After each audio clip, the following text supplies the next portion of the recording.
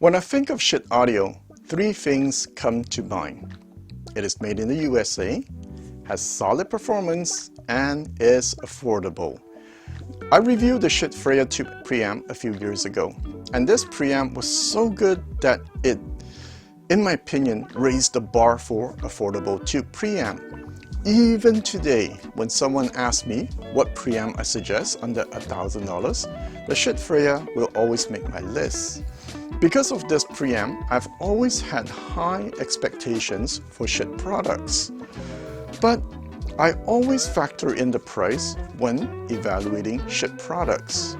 When I was asked to review the $3,200 USD Schitt Tyr Monoblocks, I was excited because this is my chance to see what Schiit can do when the price is no longer holding them back.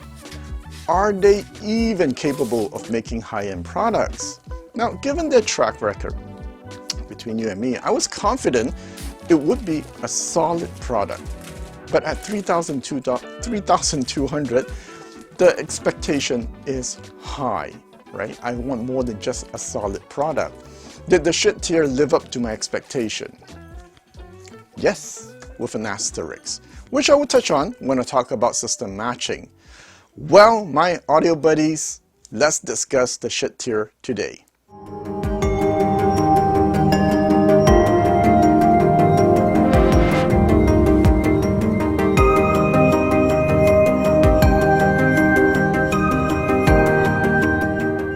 One thing I like about the Schiit design is that I can tell it is a Schiit product from a mile away.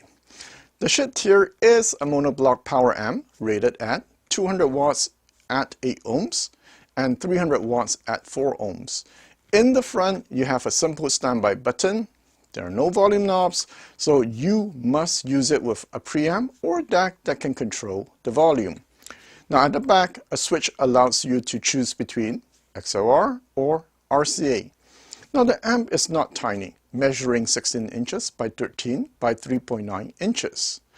It has a 12-pound choke and 160,000 filter capacitance. Well, that's quite a lot. You have a 15-day trial period and a generous 5-year warranty. Now, if you swap your amp often because you have a few, you can save yourself a gym membership because these amps weigh 55 pounds each. 55 pounds! These must be Class AB, right? Let me tell you a story. So when I first got it, I listened to it for half an hour. I thought it sounded pretty good, and then I lent it to an audio buddy of mine, Mr. Kanta. A few days later, I got a message from him. He said, "Thomas, what class is this amp? And I was taken aback by his question because in my mind, there's no way it could be Class D. If it were Class D, it would be so light that a kid could pick it up and throw it across a football field with one hand. This amp is 55 pounds each. It does not get hot, so it's not Class A. So the logical conclusion would be Class AB or G. To my surprise, neither. It is called Unique Nexus and Continuity Topology. Really? Couldn't they just call it Class Schiit? Now, putting joking aside, you can read more on the Schiit website under the FAQ tab. Now, I love the writing in the FAQ section. If you're having a bad day, check out the FAQ, which will cheer you up. Oh, while at the website, check out the Schiit toilet paper. It will probably improve your audiophile experience. Just a brief interruption, esteemed viewers. As you may know, I'm Tom Martin, Chief Content Officer of The Absolute Sound. We have a new product. It's on the Substack platform, and we're going to do some interesting things with Substack. First of which is reader questions and answers. Each Monday, readers will submit questions. We'll pick the most interesting ones, and we'll answer the questions on Friday. We'll also have early access to articles and special blogs that don't appear anywhere else. We hope you'll join us. It's only a cost of a cup of coffee per month. Just check on the screen or in the show notes below. Thanks, and now back to the show. So, how does Class Schiit sound? Oh, I meant Unique Nexus and Continuity Topology. Now, I would say it is somewhere between a Class AB and D amp. it has the neutrality of a Class D amp, but unlike a Class D amp, the lower mid-range has more meat and weight. So this might be the best of both worlds for some people. The first thing you'll notice is, wow, this is like an American V8 car with lots of horsepower. In this case, it has robust, effortless power with excellent control. It was a piece of cake to drive all my speakers. The bass is very present, round, impactful, and at the same time, nuanced. If you're a bass lover, man, just go to the Schiit website and hit the checkout button. Oh, remember to add the toilet paper. Another thing I noticed is that overall, it has what I call a safe sounding voicing. Okay, I mean it positively. Everything seems to be in the middle. For example, the bass is not too fast, but not too slow. Not too tight, but not too loose.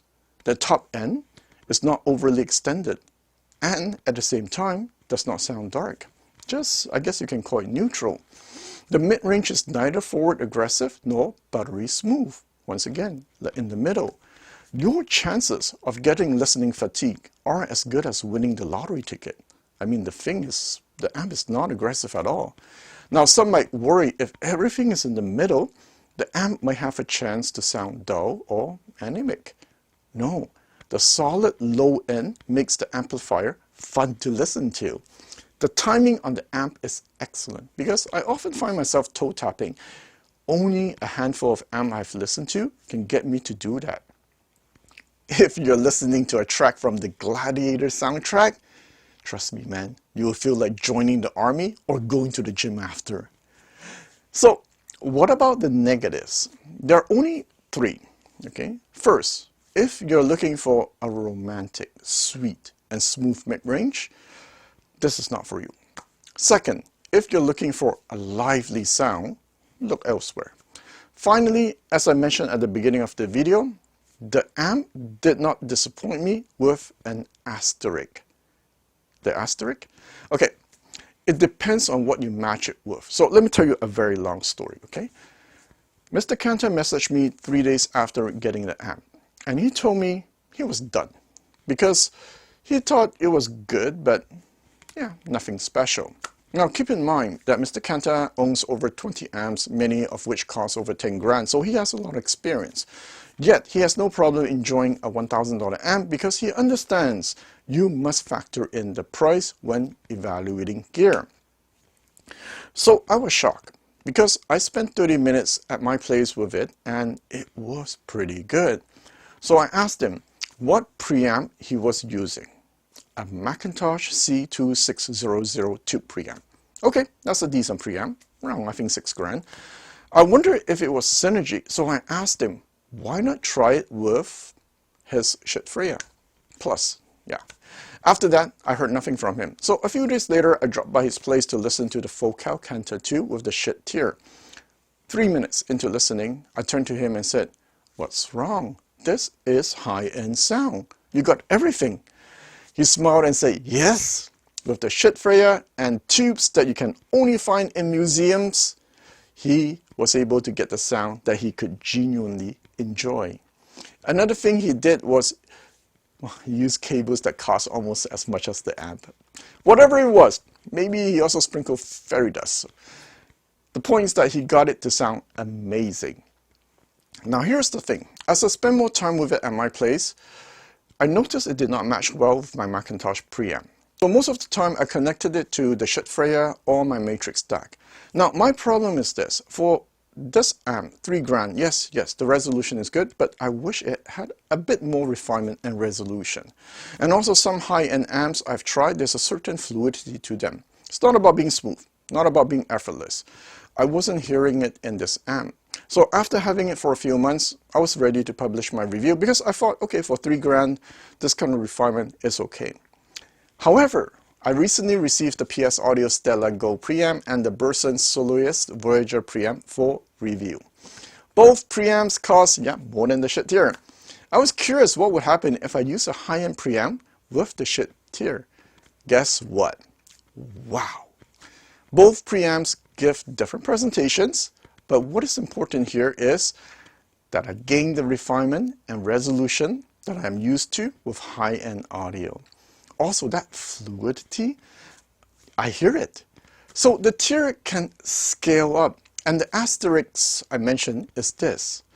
If you want to listen to the full potential of this amp, connect it to a high-end preamp. Also, I get a more pinpoint soundstage with the better preamp. This is a good thing.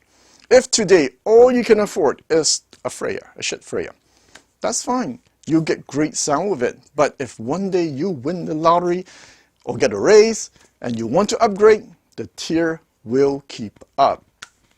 So let's finish the video with who is this for. You are someone who values a balanced sound. Not too bright, not too dark, not too lively, not too dull, not too fast, not too slow. You get listening fatigue easily, so you want something that's not too aggressive. You value low-end solid bass and want an amp that can drive almost any speaker with authority. Then this is for you. One album I like is Nameless by R&B singer Dominique Fils-Aimé. She's from my town actually, Montreal. And there's this song, Birds, that I really enjoy listening to. There are a few instruments such as an upright bass, double bass, hand claps, and other instruments with percussions. In this song, the double bass in the opening will grab your attention. And this is where the Schiit Tyr shines, because double bass is not supposed to be tight. The energy is supposed to propagate into the room. And remember, the Schiit Tyr is an amp that is neither too tight nor loose, so the double bass sounded very convincing, accurate, and yeah, very good. Also, the Tyr's strong and confident low end really brings out the weight of the double bass. You will feel its presence in the room with you. With a good preamp, the resolution of Tyr is so good that you can hear the vibrations of the double bass strings convincingly. Well, Schiit Audio, if you're watching, make sure to use this song to demo your amp at an audio show. Alright, so with this, I will end the video and see you next time.